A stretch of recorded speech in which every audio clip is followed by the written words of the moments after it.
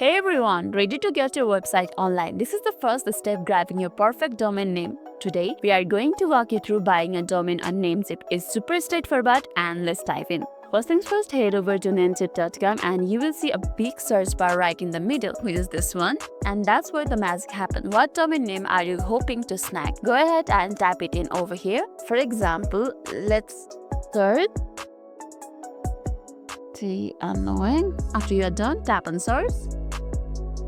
And let's see if it's available or not. Awesome, look at that. Prettyunknowing.com is available and here's the price. That is $11.28 per year, and over here you can see other options too. It ranges from $7 to maximum $89.98. You can choose any of them. Now choose the desired one. Let's choose this one. Tap on checkout. Okay, here's your domain in the cart. Double check if it's the right one and price look good or not. If you are happy, simply tap on confirm order, which is over here. Tap on it.